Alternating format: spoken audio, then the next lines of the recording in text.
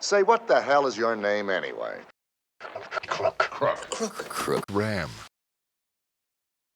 Une légende dit qu'en Nouvelle-Aquitaine, dans le département de la Creuse, le pont de la commune d'Anzem fut construit par le diable. Voici l'histoire contée.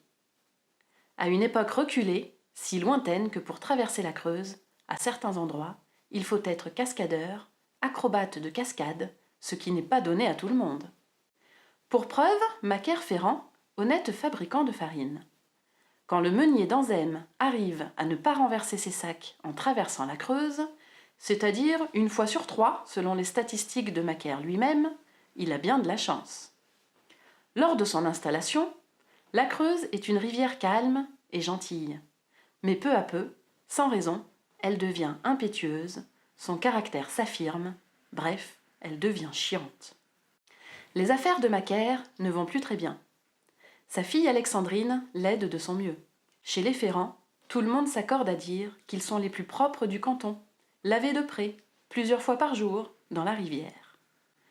Un jour, à la fin d'une après-midi bien trempée, bien que la journée se soit passée sous un soleil de plomb, un drôle de personnage pointe son nez.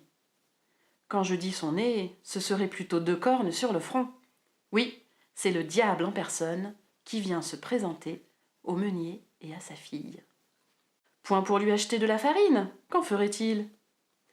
Je viens te proposer un marché, te faire traverser hors d'eau cette rivière à laquelle j'ai dans mon extrême mauvaise foi donné plus de force pour que ces clapotis deviennent des cascades furieuses. Mauvaise foi ? Mais je veux quelque chose en échange. Le meunier perd patience. Que veux-tu, diable ? Allons, ta fille, tiens. Qui d'autre ici est vierge de défaut ? La sainte ? Voilà mon marché. Tu me donnes ta fille contre la construction d'un pont avant le chant du coq. Si par hasard, bien improbable, je n'arrive pas à le terminer, tu ne me dois rien. Pour sceller le marché, j'offre à ta fille une bague ornée d'un diamant d'une totale pureté, fabriquée par mes soins. Macaire accepte. Il connaît bien sa fille. Elle va lui en faire baver à ce diable fourchu. Après le dîner, que le diable a sauté, trop occupé à faire des plans et à trouver une carrière pour tailler ses pierres, le chantier commence. La pleine lune illumine la rivière Creuse.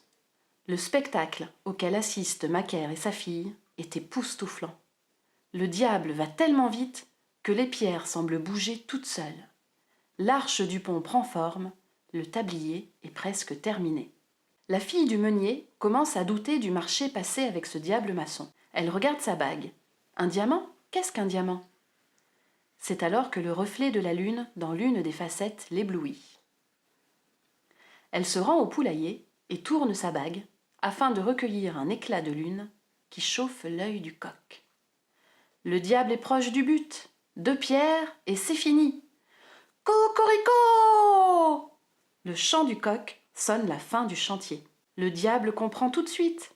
Il explose de colère et s'enfuit vers Mésonis, où il s'assoit sur son fauteuil de pierre, qu'il traverse et retombe en enfer.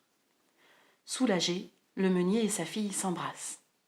Désormais, le meunier traverse à pied sec. Quant à Alexandrine, la fiancée du diable, elle jette sa bague dans la rivière. Mais sa réputation auprès des jeunes du village ternie, elle ne se mariera jamais.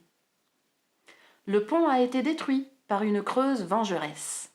Bien plus tard, un autre ouvrage est construit, et pour que la légende perdure, il manque une pierre sur le pont. Si d'aventure vous y posez une pierre pendant la journée, la nuit, elle disparaît. C'est le diable qui la prend.